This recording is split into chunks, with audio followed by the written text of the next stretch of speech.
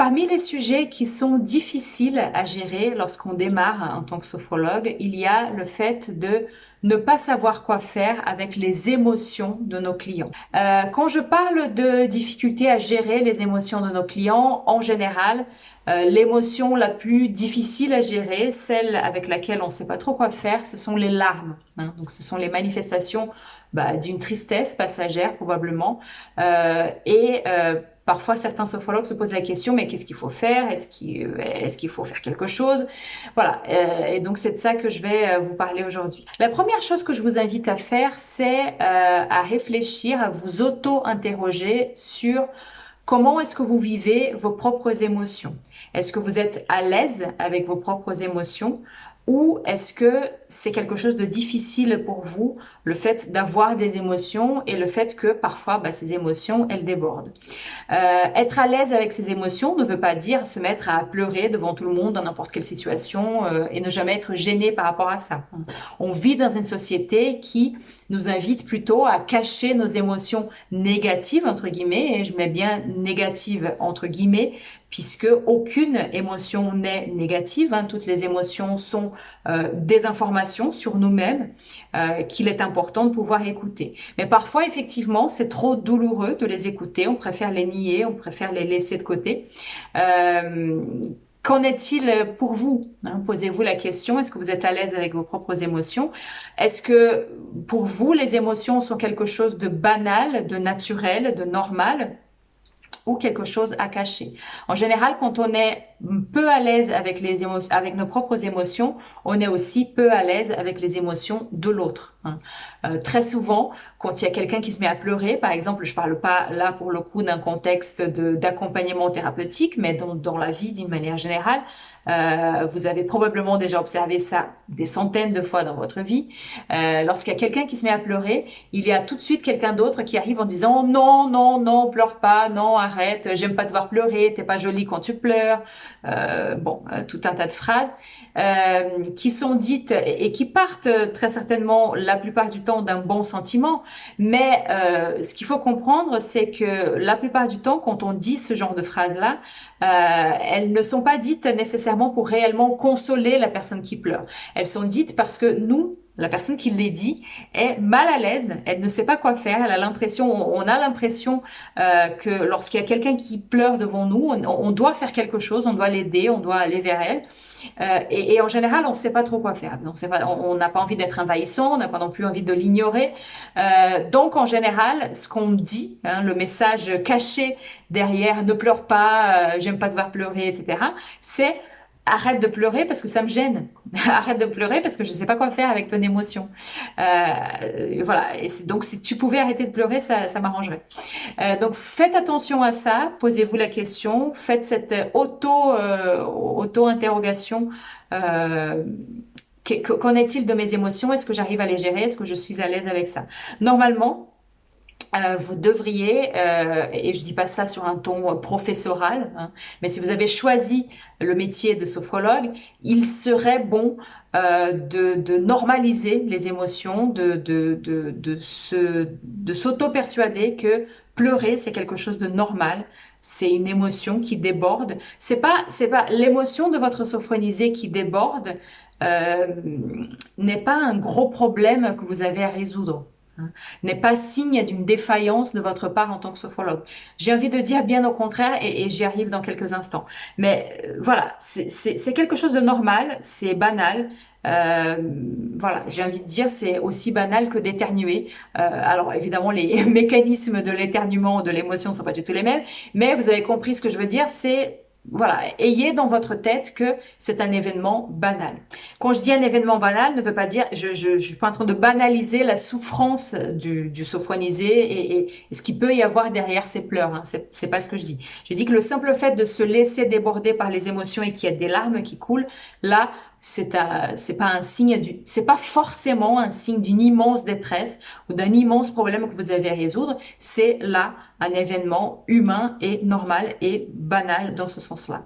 Là où j'estime que c'est plutôt bon signe que cette personne se laisse aller devant vous, c'est parce que, bah, comme je l'ai déjà dit, on vit dans une société où, en général, on est très gêné de pleurer devant les autres. C'est un signe de faiblesse, c'est un signe, voilà, même pour nous les femmes, hein, pour les hommes c'est encore plus difficile, mais même pour nous les femmes, on est gêné de pleurer devant quelqu'un. Donc, si cette personne se laisse aller devant vous, c'est un signe de confiance. Elle vous fait confiance, elle se sent suffisamment en sécurité avec vous pour se laisser aller devant vous. Donc c'est plutôt un très bon signe, c'est plutôt un signe qui est une alliance thérapeutique probablement. C'est pas une garantie hein, parce que des fois la personne peut pas se retenir et ça part un peu n'importe où. Mais il y a des chances que ça soit plutôt un signe d'une bonne alliance thérapeutique qui s'est créée entre vous et cette personne. Alors concrètement, qu'est-ce qu'il faut faire quand vous avez un sophronisé qui pleure devant vous? Alors je vais commencer par ce qu'il ne faut pas faire. Ce qu'il ne faut pas faire, c'est justement dire toutes ces phrases que j'ai dit tout à l'heure, c'est-à-dire non mais pleurez pas, mais c'est pas grave, voilà. Oui, elle a le droit de pleurer et c'est justement ça que vous allez faire. Vous allez faire tout l'inverse. Vous allez l'autoriser à pleurer. Pour une fois dans sa vie, elle a l'autorisation de se laisser aller, de se montrer telle qu'elle est réellement, dans un moment qui est peu glorieux, hein, et je mets encore une fois, j'aime beaucoup faire des petits guillemets avec mes doigts, vous avez déjà remarqué. Évidemment que je ne pense pas que ce soit un moment peu glorieux pour elle, mais en général, voilà, vous avez compris. Elles ne se sont pas très valorisées et pourtant elle peut se montrer telle qu'elle est devant vous. Donc ce que vous allez faire, c'est pas grand-chose, c'est tout simplement autoriser cette personne à se laisser aller. Donc plutôt que de dire des phrases telles que non, mais c'est pas grave, mais pleurez pas, etc. Un tel n'aurait pas aimé vous voir pleurer. Dites plutôt des choses, et vous allez dire avec vos propres mots, hein, mais moi ce que je dis en général, ce sont des phrases telles que laissez-vous aller, laissez faire, laissez sortir. Hein. Donc vous continuez, vous regardez cette personne, vous ne vous sentez pas gêné. Alors je sais qu'on peut pas commander la non-gêne, hein, mais si vous êtes gêné, probablement que cette personne va sentir que vous êtes gêné. Et elle va très très vite, et d'ailleurs même si vous n'êtes pas gêné, hein, la personne va très probablement très très vite, pardon. Et là, ce que vous allez faire, c'est justement l'inverse. C'est lui dire, ne me demandez pas pardon, hein, vous n'êtes pas en train de commettre une faute. Au contraire, laissez-vous aller. Faites sortir ce qui doit sortir. Laissez sortir, laissez aller. Hein. Et ce que vous allez constater, alors, tendez peut-être une boîte de Kleenex, hein, mais restez avec cette personne dans un contact visuel avec elle, alors pas un contact visuel qui est invasif, hein, mais un contact visuel, juste pour que elle voit que vous êtes là. Hein, vous n'êtes pas en train de regarder votre téléphone, vous n'êtes pas en train de regarder le plafond parce que vous êtes gêné. Ce contact visuel, il a pour but, non pas de l'envahir, mais de dire je suis là pour vous, laissez-vous aller. Tendez la boîte de mouchoirs et attendez. Et vous verrez que lorsqu'une personne se sent autorisée, elles se sont en sécurité pour laisser couler ses larmes, ça ne va pas durer. Une émotion est un peu comme une vague, ça va, ça vient, ça ne dure pas des heures. Faut pas confondre émotion et sentiment. Émotion n'est pas c'est juste quelque chose qui déborde et qui part assez rapidement, d'autant plus que la personne s'est sentie autorisée à le faire. Donc cette émotion ne va pas durer des heures, elle va pas rester 3 heures en train de pleurer dans votre cabinet. Donc ça va durer quelques instants, ça va descendre et vous allez pouvoir continuer votre séance là où vous êtes arrêté. Si toutefois ce n'était pas le cas, ce qui est quand même très rare, vous pouvez au bout d'un moment, si vous sentez que cette personne a beaucoup de mal à se calmer, a beaucoup de mal à revenir, Rien ne vous empêche de lui offrir un verre d'eau, peut-être si vous avez la possibilité de s'asseoir à côté d'elle, hein. Et peut-être, si vraiment c'est très difficile, moi personnellement, je n'ai jamais eu à le faire, non pas parce que je suis pas une bonne thérapeute, mais parce que en général, le simple fait d'autoriser la personne a fait que l'émotion est descendue et j'ai pas eu besoin de faire ça.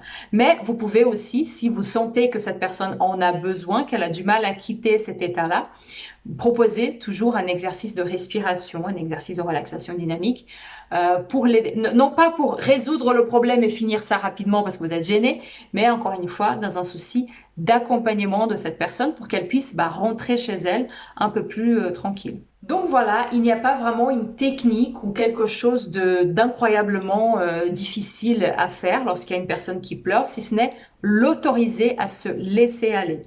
Et ça, dites-vous que vous êtes en train de faire un immense cadeau à cette personne, le cadeau de votre attention, le cadeau de votre présence, le cadeau de votre autorisation pour que cette personne soit elle-même et se montre vulnérable devant vous et soit acceptée par vous telle qu'elle est dans ce moment de vulnérabilité.